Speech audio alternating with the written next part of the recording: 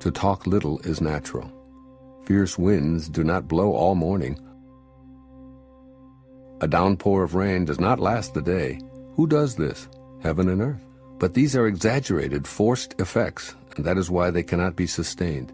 If heaven and earth cannot sustain a forced action, how much less is man able to do so? Those who follow the way become one with the way. Those who follow goodness become one with goodness. Those who stray from the way and goodness become one with failure. If you conform to the way, its power flows through you. Your actions become those of nature, your ways those of heaven. Open yourself to the Tao and trust your natural responses, then everything will fall into place. If you stand on tiptoe, you cannot stand firmly. If you take long steps, you cannot walk far. Showing off does not reveal enlightenment. Boasting will not produce accomplishment. He who is self-righteous is not respected. He who brags will not endure. All these ways of acting are odious, distasteful. They are superfluous excesses. They are like a pain in the stomach, a tumor in the body.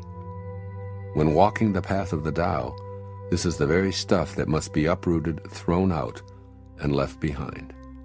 The heavy is the root of the light.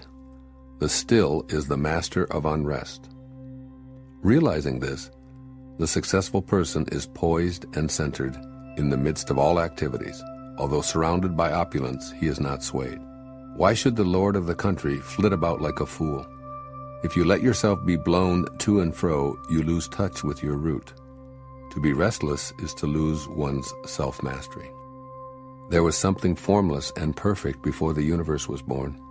It is serene, empty, solitary, unchanging, infinite, eternally present. It is the mother of the universe. For lack of a better name, I call it the Tao. I call it great. Great is boundless. Boundless is eternally flowing. Ever flowing, it is constantly returning. Therefore the way is great, heaven is great, earth is great, people are great. Thus, to know humanity, understand earth. To know earth, understand heaven. To know heaven, understand the way. To know the way, understand the great within yourself. A knower of the truth travels without leaving a trace, speaks without causing harm, gives without keeping an account. The door he shuts, though having no lock, cannot be opened. The knot he ties, though using no cord, cannot be undone. Be wise and help all beings impartially, abandoning none. Waste no opportunities. This is called following the light.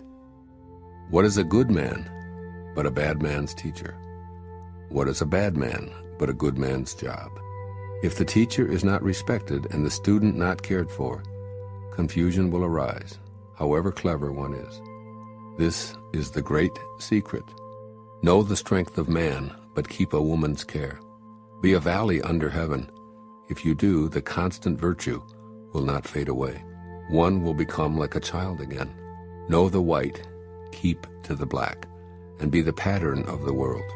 To be the pattern of the world is to move constantly in the path of virtue, without erring a single step, and to return again to the infinite. One who understands splendor while holding to humility acts in accord with eternal power. To be the fountain of the world is to live the abundant life of virtue. When the unformed is formed into objects, its original qualities are lost. If you preserve your original qualities, you can govern anything. Truly, the best governor governs least. Do you think you can take over the universe and improve it? I do not believe it can be done.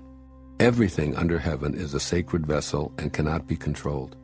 Trying to control leads to ruin. Trying to grasp, we lose. Allow your life to unfold naturally. Know that it too is a vessel of perfection. Just as you breathe in and breathe out, there is a time for being ahead and a time for being behind. A time for being in motion and a time for being at rest. A time for being vigorous and a time for being exhausted. A time for being safe and a time for being in danger. To the sage, all of life is a movement toward perfection. So what need has he for the excessive, the extravagant, or the extreme? Weapons are the tools of violence. All decent men detest them. Therefore, followers of the Tao never use them. Arms serve evil. They are the tools of those who oppose wise rule. Use them only as a last resort.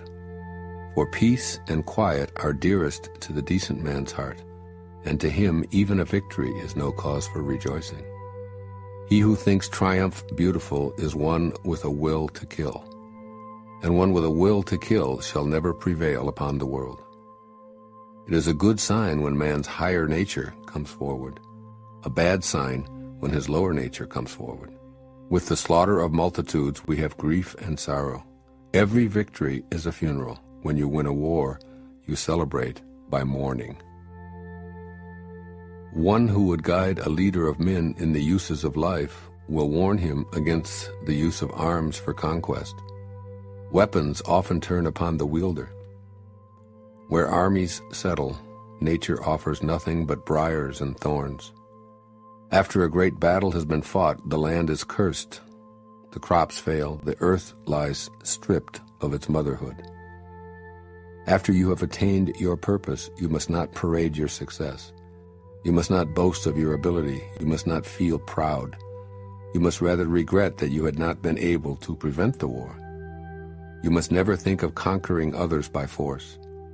Whatever strains with force will soon decay. It's not attuned to the way. Not being attuned to the way, its end comes all too soon.